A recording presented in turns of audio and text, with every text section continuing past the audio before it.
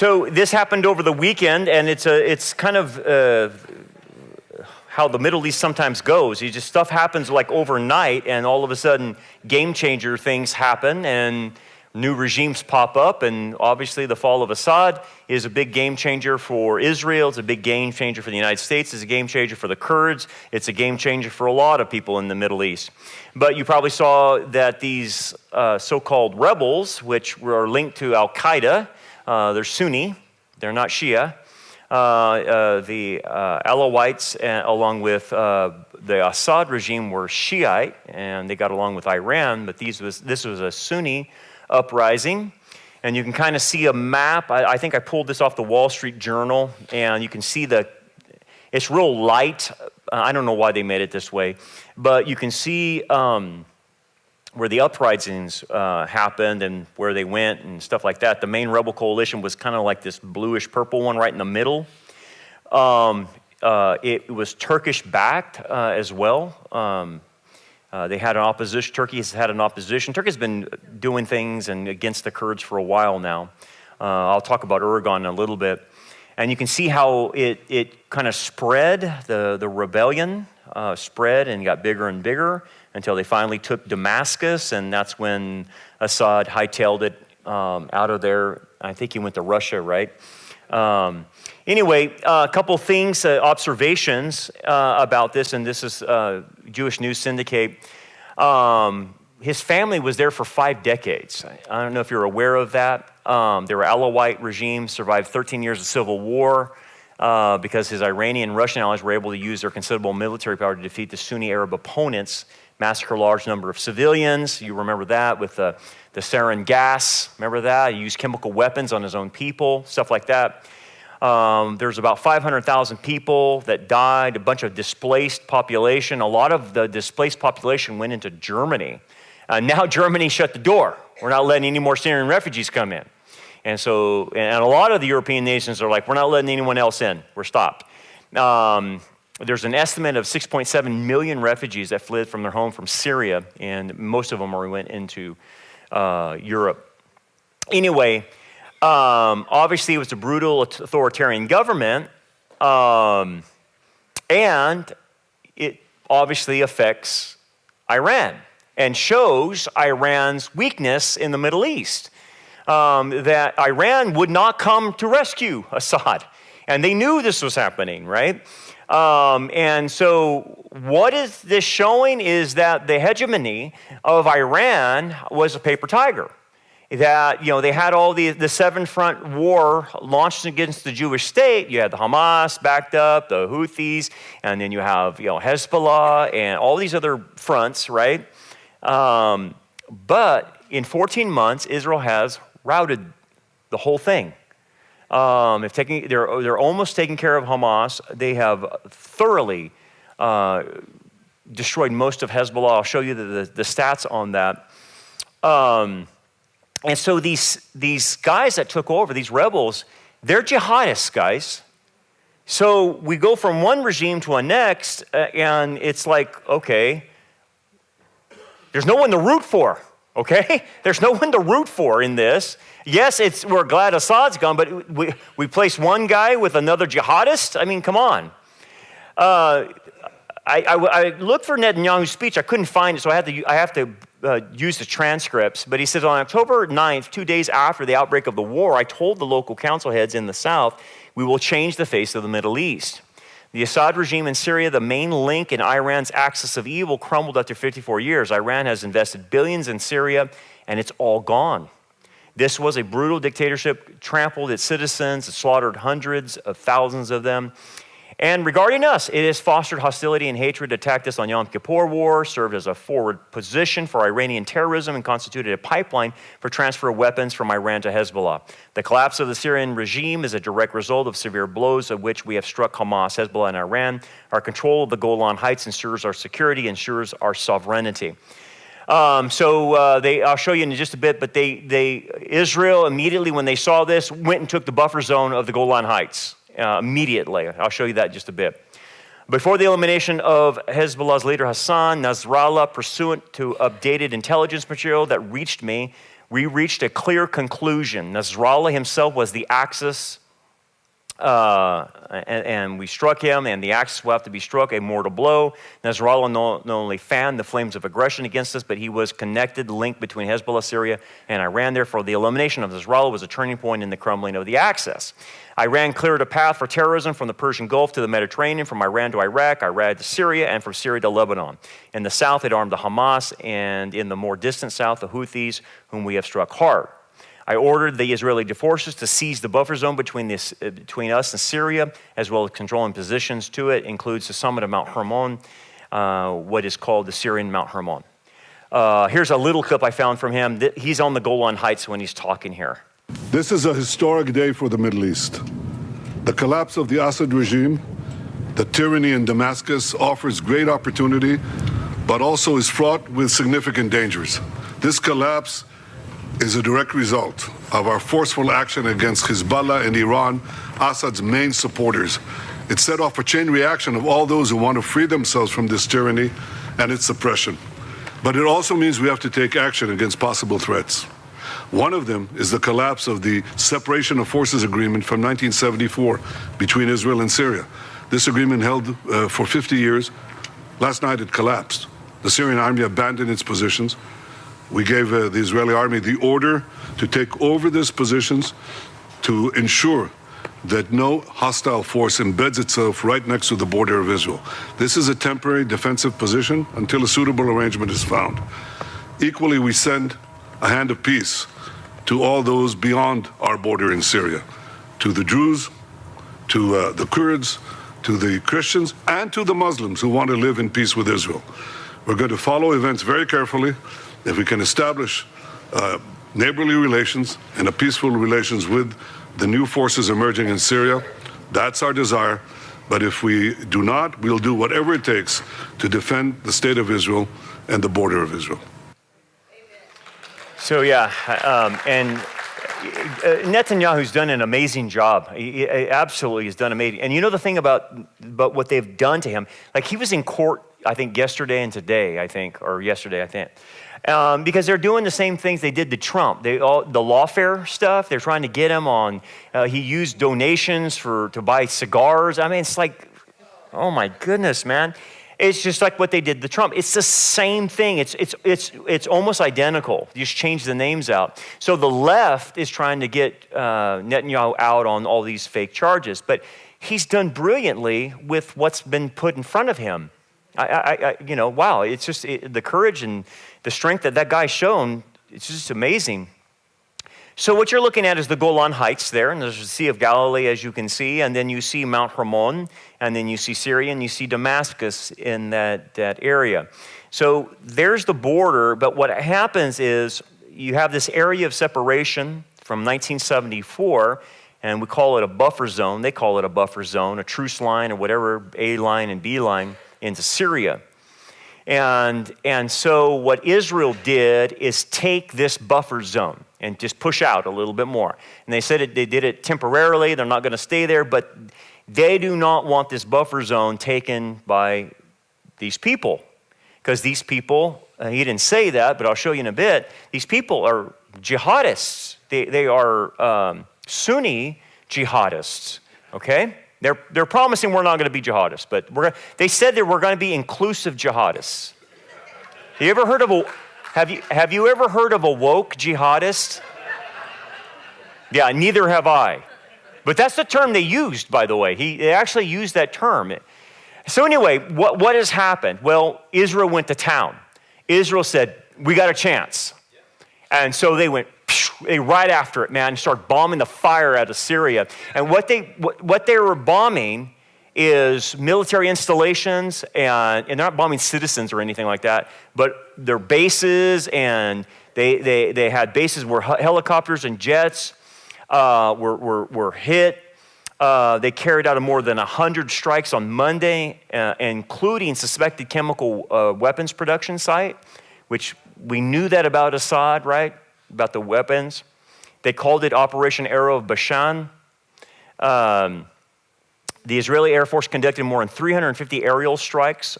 So strategic weapons were neutralized, including Scud tactical ballistic missiles, cruise missiles, surface to air, surface to air, or surface to sea, surface to air, and surface to surface missiles, drones, fighter jets, attack helicopters, radar systems, tanks, and hangars.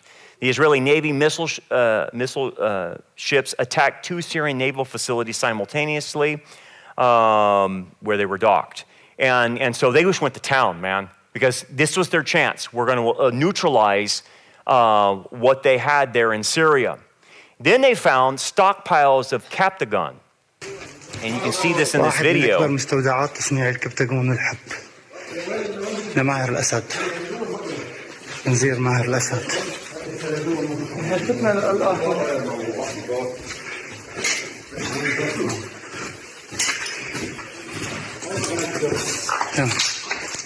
هاي الكبسات نحطوا فيها حب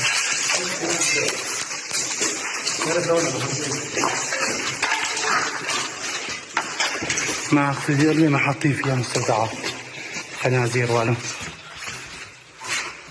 هاي مواد أولية هاي مواد اليارقة هاي تبعات الحشيش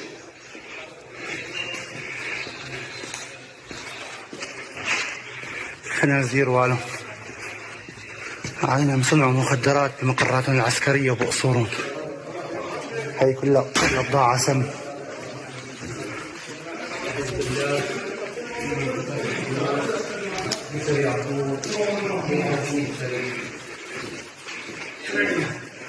هاي حبوب الهلوسة اللي بتصنع منها كمان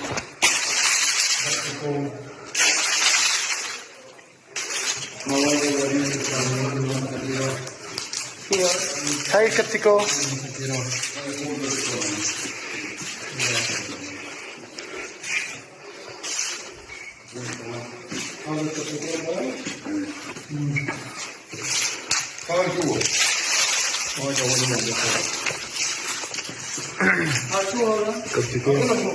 هو كبتيكو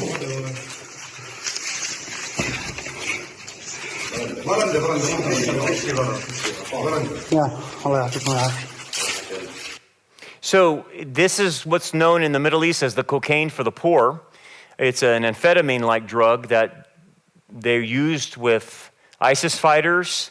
The Hamas apparently used it on October 7th. And it removes basically your inhibitions and you become a murdering animal at that point in time.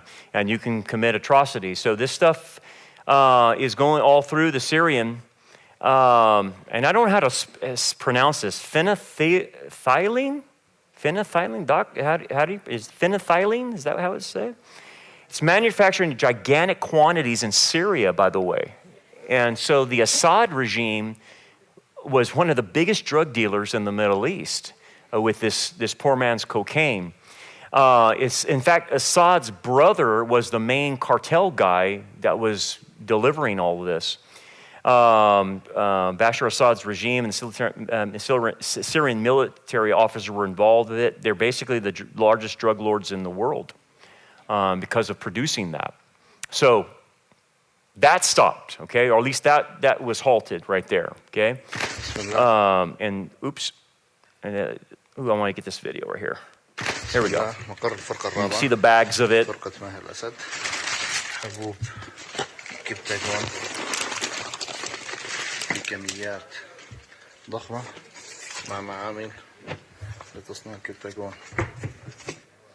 So that's what they found. So, you know, Israel's doing a service to everybody by hitting the chemical areas. HTS is the name of the terrorist group that's taken over now, indicated that it does not seek to use chemical weapons. And has offered to secure the regime chemical weapon sites and has pledged cooperation with international monitors. The United States must also insist that HTS ensure the inspectors remain safe. The best thing to do is Israel to just wipe out any known chemical plants whatsoever in Syria and just do everyone a favor. And if Trump wants to get in there and help them, so be it. But these chemical sites, the sarin gas and all the other stuff that Assad was using, it's got to go. Okay, so here's the leader in Syria now. This is Abu Muhammad al-Jolani. Okay? He's the leader of the rebel group of Hayat Tahrir, I can't even pronounce this, Tahrir al-Sham, which is largely responsible for ousting the Assad regime, has expressed interest in reclaiming the Golan Heights. That's why Netanyahu moved everything to the buffer zone, which prompted Israel, obviously, to demilitarize the Strip. And so this is who we replaced him with, or who replaced Assad, I should say. So Netanyahu was watching this, and he warned that if the new Syrian jihadist regime befriends Iran, Israel will take decisive action against it.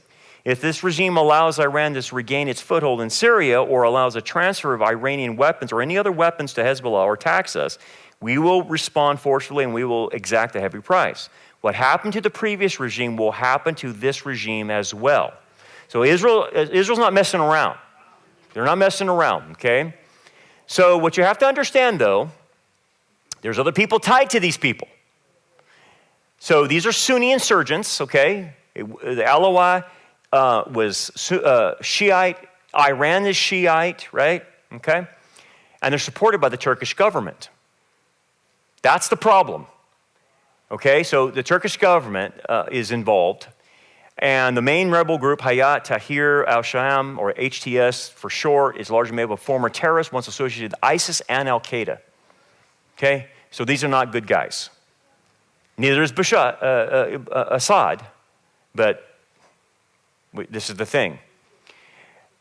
HTS is a U.S. and UN designated terrorist organization that is an offshoot of Al-Qaeda, so they're designated.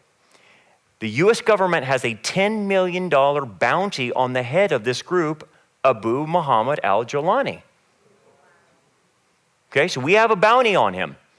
I wonder if Biden's going to do anything. Okay, well, you probably know the answer to that.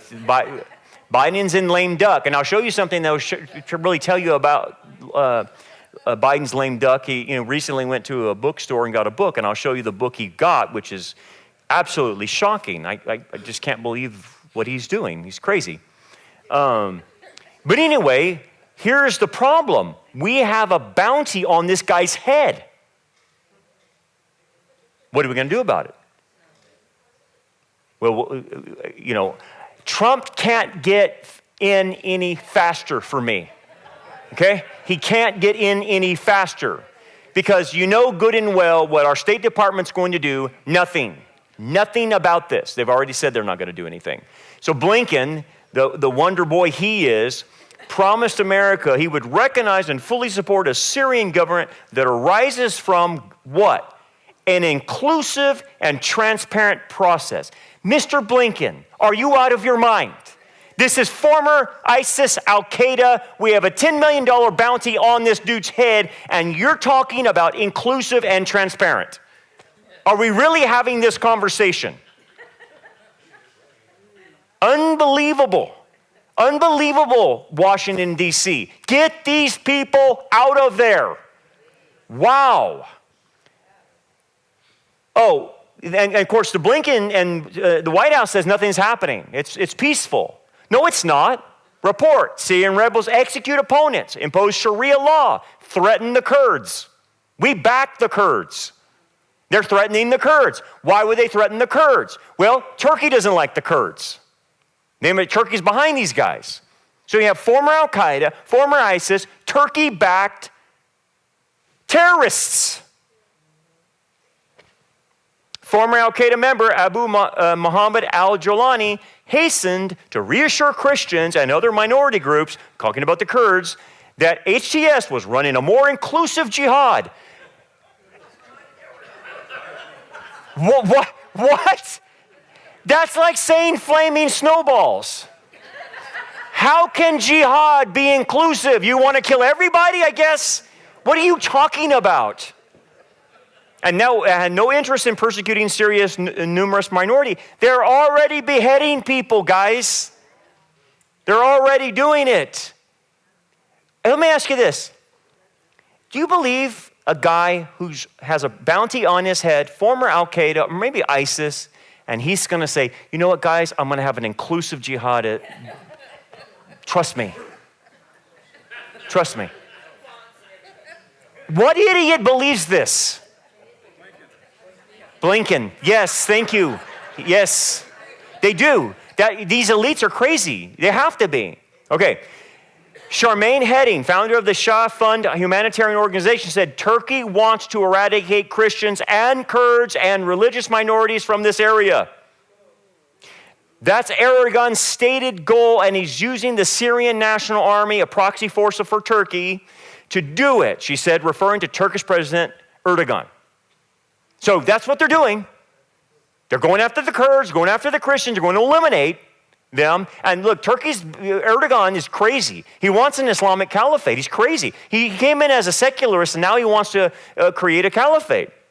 She goes on, and she says, we're already getting messages of people being beheaded, of massive human rights violations in the Sahaba region. We're already getting messages that jihadi groups are telling people not to upload human rights violations to their phones or social media like Hamas did, because then the world will know who they really are. We got a problem. We got a problem. Okay? Is Israel aware of this? Yes, they are. Is America aware of it? Yes, but they're out to lunch. Here's what you have to understand. Turkey is the new power broker. Okay? They want a puppet state in Syria. That's their goal. Okay? Erdogan has publicly expressed hope that the Assad regime would end. He did it earlier this year. Reuters reports inside intel from somebody on the inside in the rebels said this: there was no way the rebels could go ahead without first notifying Turkey, which has been a main backer of the Syrian opposition from the war's earliest days. So we got Turkey involved. Erdogan is involved. Opposition sources told Reuters there was no way the rebels go ahead with the first notifying Turkey, which has been the main backer of Syrian opposition in the earliest days. The sources said the Turkish officials were privy to details of the planning, and that the HTS, this is a terrorist group, attempted to convince the Turks that, quote, that the other path hasn't worked for years, so try ours. You don't have to do anything, just don't intervene. So that was told to Erdogan. That was told to Turkey. So let's do what we need to do. We'll take care of business. We'll get Assad out of there, which is what Turkey wanted. Okay. So Erdogan is the new power broker now.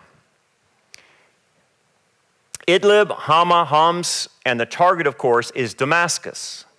The opposition march continues. Our wish is that this march in Syria continues without accidents. So he's told you what he wants. Okay, they want to control these areas. The Syrian jihadist group Hayat Tahrir al-Sham, HTS, notified the Islamic government of Turkish strongman Recep Tayyip Erdogan 6 months ago that it had a plan to overthrow former Syrian dictator Assad. So 6 months ago, Turkey knew this. They knew this was going to go down. He wants to create another Ottoman Empire. So you think about it, whether it's Putin, whether it's Turkey, or it was the Ayatollahs, now they've been weakened. They all have these grandiose dreams, whether it's a caliphate, an Ottoman Empire, or the establishment of Mother Russia again. It's all these grandiose delusions of grandeur. I'm going to take over the world, and we're going to bring the former past back. And that's what he's doing. And it's funny, it's the same mentality of all these dictators, right? Especially surrounding Israel. Yeah. So here's a guy, they want to say this guy's a secularist. He's not. This guy praises what happened with the fall of Constantinople in 1453. We call it Black Tuesday, May 29th. He goes, I congratulate the 571st anniversary of the conquest of Constantinople. To understand the spirit of the conquest, it is necessary to know well the way in which this blessed victory was achieved. Do you know how the blessed victory was achieved? Mehmet, the Sultan, attacked Constantinople. On the third attempt, he was able to breach the walls because one of the main captains fell, and they thought he was gone, and so the troops left, and so did Constantine the 11th, and they thought their main guy was gone, and so they thought they needed to retreat. So they retreated. He took the breach in the wall, and he got in. He then went to that church right there behind you is Hagia Sophia. Okay, they've converted from a church. It was the longest standing church in the eastern part of Christianity for 1,100 years. It was the center of Christianity until 1453 when the Muslims took over, and then they eventually turned it into a mosque. It's a mosque today. I've been in it. And in Hagia Sophia, in Constantinople, they slaughtered people. They just went and slaughtered everybody. So there was thousands upon thousands of people, Christians, that were slaughtered by Muslims. In fact, they went into Hagia Sophia, and that's where a lot of the Christians had braced themselves up against inside the church, and they went in there and slaughtered them under Mehmet. So when he talks about the glorious conquest or congratulate the blessed victory, that is a Muslim mindset of jihad. Okay, that's what that is. That's what he's celebrating. I remember being in Turkey a couple weeks ago, and the tour guide wouldn't say anything negative about Ataturk. And Ataturk, you know, if you remember Ataturk, he killed, 1.2 or 1.5 million Armenian Christians. Then he kicked all the Greeks out and persecuted them. That dude was a megalomaniac psychopath. He was a genocide monster. And the tour guide wouldn't even say anything negative to Ataturk. Oh, she said, he's like your George Washington. No, he's not. He's a ruthless, bloodthirsty killer, Ataturk. And so Erdogan is in the same vein. And so these guys play for keeps, okay? Erdogan says Turkey might enter Israel to help Palestinians. Who knows? They're going to, if they do, they'll get throttled by Israel. But this is the kind of posturing this guy makes. So just this week, Turkish military fired on U.S.-backed Kurdish forces in northern Syria. So I wonder if the U.S. is going to do anything. You see what I'm saying? We back the Kurds. 22 members of U.S.-backed Syrian democratic forces.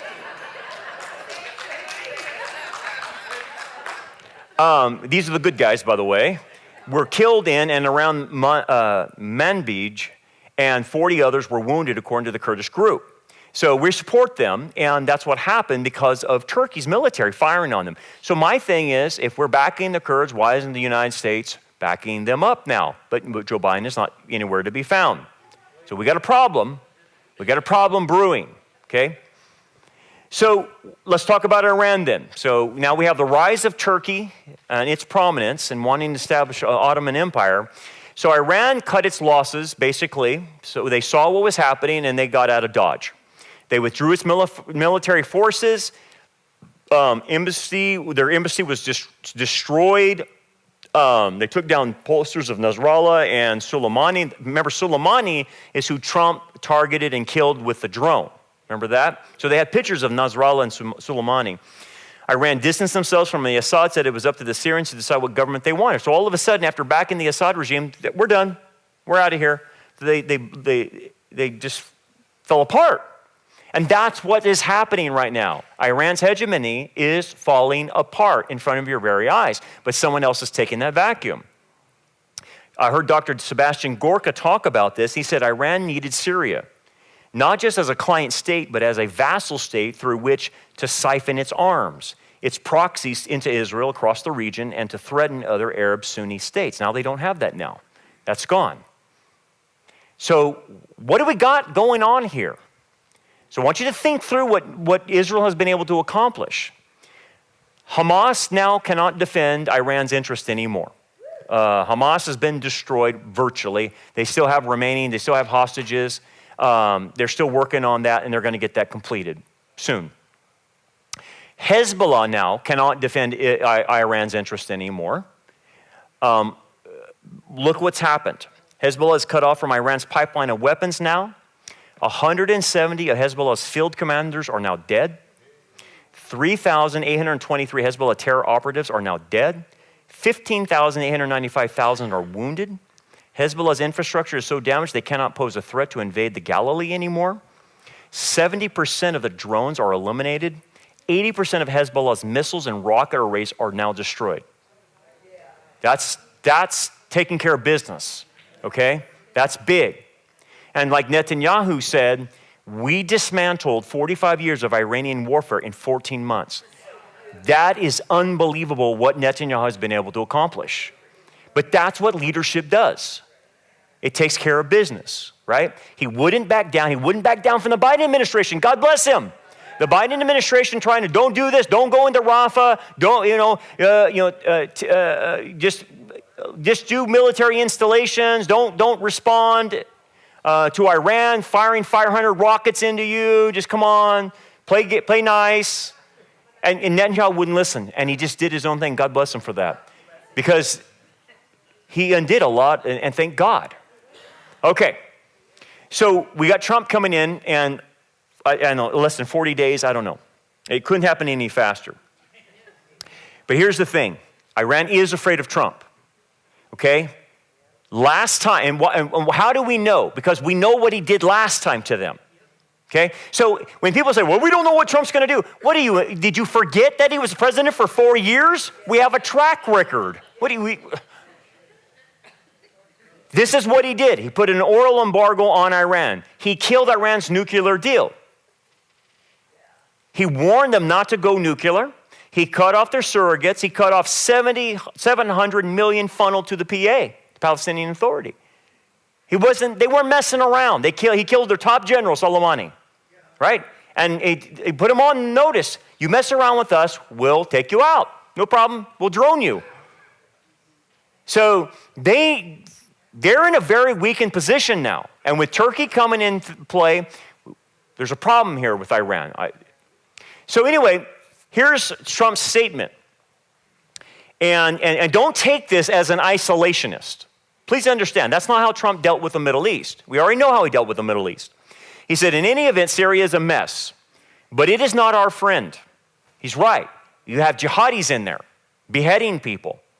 And the United States should have nothing to do with it. This is not our fight. Let it play out. Do not get involved.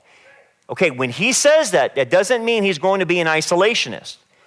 But if you know his track record, he's not going to allow a terrorist state to develop in Syria right above Israel. He's not going to allow that. He will help Israel and do whatever he needs to do. Look, he took ISIS out, right? Yeah. He took ISIS out. So if they develop into ISIS or Al-Qaeda and they need to be taken out, he'll take them out. We already have the track record, okay? Trump doesn't appease anybody, okay? He doesn't play games with people. We already know that. So you don't think that he's going to go in like Biden and start appeasing, these jihadists, right? They're not a partner for the West.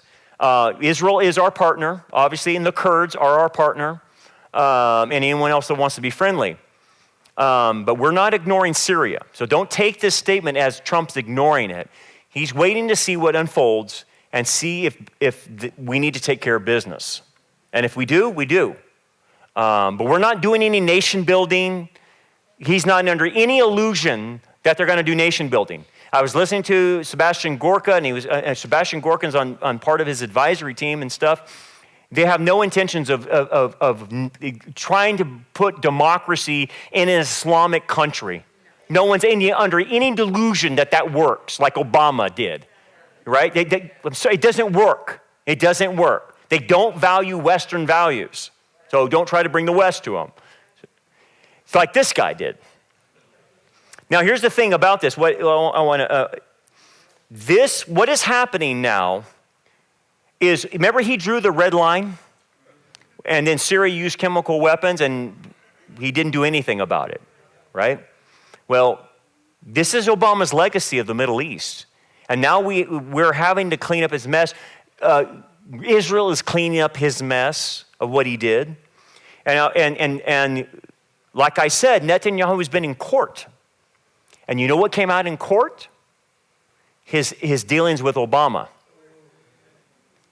So he said this, quote, Obama made it clear to me that the U.S. policy was going to take a sharp turn against the ideas I believed in.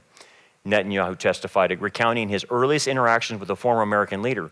He saw Iran not as a threat, but as an opportunity, and saw the vital need for us to return to the 1967 lines and establish a Palestinian state. That's Joe Biden's policy, which is Obama's policy, okay? That's why we call it the O-Biden administration.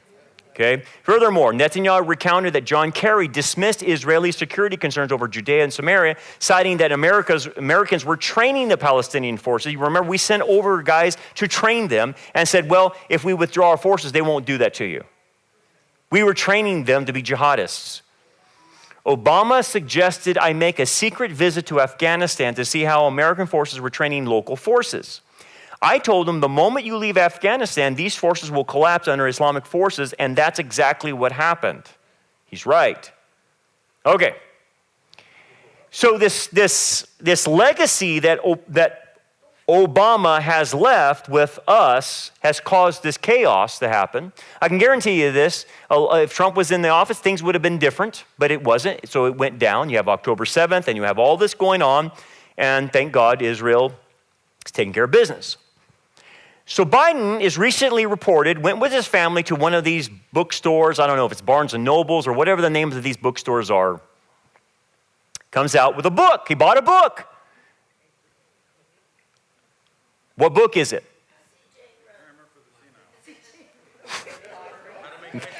How to make ice cream. It's not how to make ice cream. It's not a book for the senile. I know you guys, but Hunter's right there helping him. So people keyed in on that, and they said, I know the front of that book. I know what that book is. It's this one.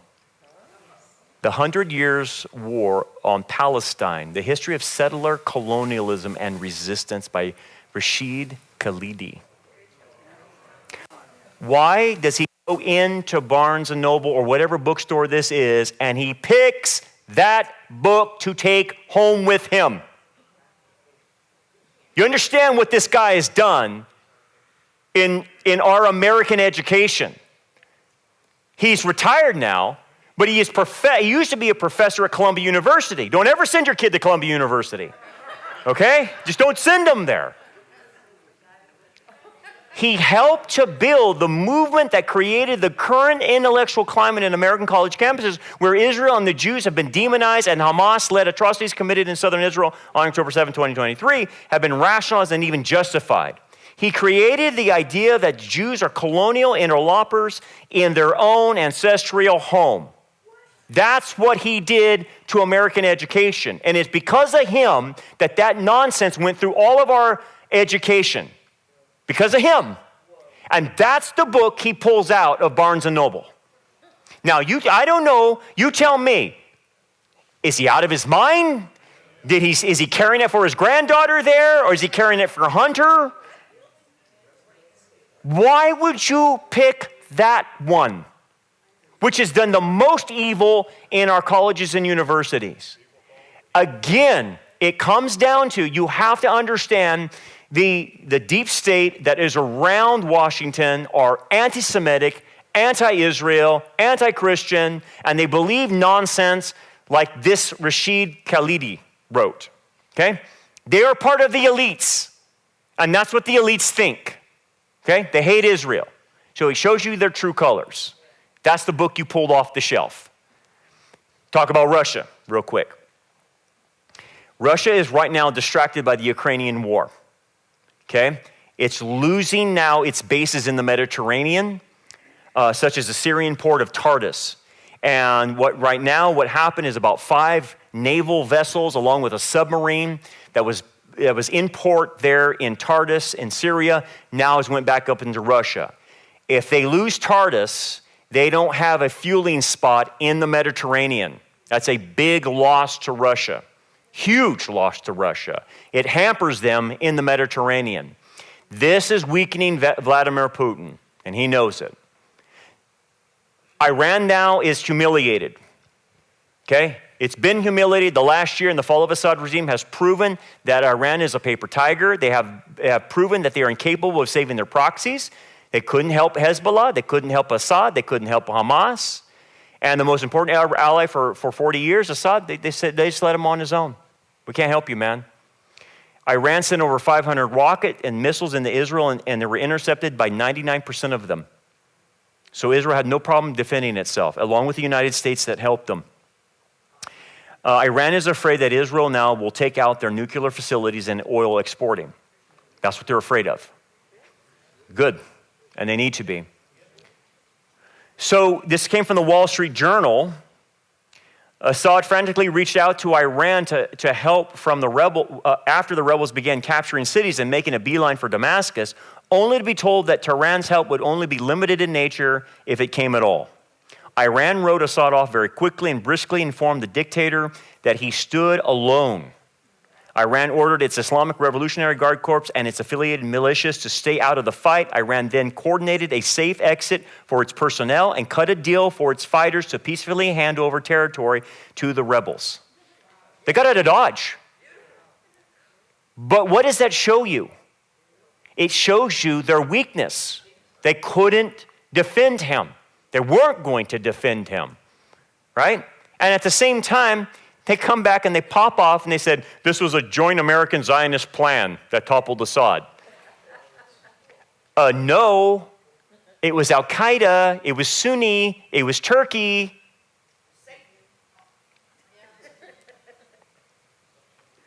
So now look at the map. Iran has been defanged.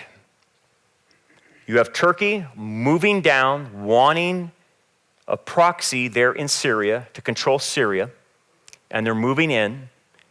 Russia is fighting a war right now. But remember, in the Gog of Magog alliance, Turkey is one of the main players. So in the Gog of Magog alliance, these are non-Arab states attacking Israel. So you have Persia, which is Iran, Gomer, possibly Germany, we're not sure. Togarmah is Turkey, Put, Sudan, Cush, Ethiopia, and Minas peoples with you. And notice that it happens in the latter years, according to Ezekiel. She'll come back into the land that is brought back from the sword that is gathered out of many peoples upon the mountains of Israel, which have been a continual waste. The mountains of Israel, guess what? That's Judea and Samaria. They got that back in 1967. And then Ezekiel remarks this, and I want to show you this. When the Ezekiel invasion happens, they shall dwell securely, all of them, referring to Israel. Now that word securely in Hebrew is batach, and it's in the nominal form of the root, which means security. Okay, but what kind of security? This is not a security due to a state of peace, but a security due to a confidence in their own strength, to be specific. Wow. Are you catching the connection? Israel is really on top of their game right now. I mean really on top of their game. And then with Trump coming in, they got an endless supply of weapons coming in. Yeah. But what does that say? When Israel dwells securely, then they will be invaded. You see what's happening? Israel is rising to prominence. You got Trump backing them up. They're at the top of the game. Who's going to mess with them? That's the batak that possibly he's referring to. This, we're secure. We've taken care of Hamas. There's no more Hamas. There's no more Hezbollah. The Houthis are taken care of. Iran's defanged. Syria is in civil war or whatever they are. We don't know the outcome of that. And Trump's coming in. And again, I'm not predicting a time and a date. I'm not doing that. I'm just saying, what does the trajectory show you? Something has flipped in 14 months. Something has flipped. Okay, not only in America, but in Israel and the Middle East. Like Netanyahu said, the face of the Middle East has now changed. Did you think 14 months ago that Erdogan would be influencing the power in Syria and not Iran? That Iran's proxies have been virtually decimated? Did you think that would happen? Something has changed radically. And all I'm telling you is this. Israel's on a trajectory. They're on a trajectory, and that trajectory, as we know, the goal of that trajectory is they will be invaded by this northern army, with Russia leading the way. Now, you think about this. Do you think Putin's going to sit back and be in this weakened state continually, or Iran's going to continue to be in this weakened state and be in it continually, and let the Jewish nation be in control of the Middle East? You don't know Putin then. You don't know Erdogan. You don't know the Ayatollahs. You don't know how they think if you don't think that Erdogan wants the Ottoman Empire. Russia wants to bring the glory of Russia back. These other ones want a caliphate. That's not out of their heads. They're just trying to figure out how to accomplish it. And Israel stands in the way, and the United States stands in the way. So I leave you with that. And we will wait, and we will see what plays out and see the trajectory in which this goes. The key is who will take over Syria. If Trump knows that guy has a bounty on his head, will he allow him to be the leader of Syria? If there's a bounty on his head. There's a lot of questions remain. We'll see how it plays out. Let's pray. Father, thank you, Lord, for what we can learn about the geopolitical aspects. Wow, just some of this stuff is just taking us by surprise, Father. But you know the end, you know the path. We have the signposts in Scripture that we go by. But Father, give us clarity, give us wisdom. And even when we talked about overcoming Laodicea today, help us to have that foundational overcoming of the temptation of hedonism, of power and notoriety, that we have conquered those things in our lives, and we're past that. Help us to do that, Father, and have us have the strength to do that.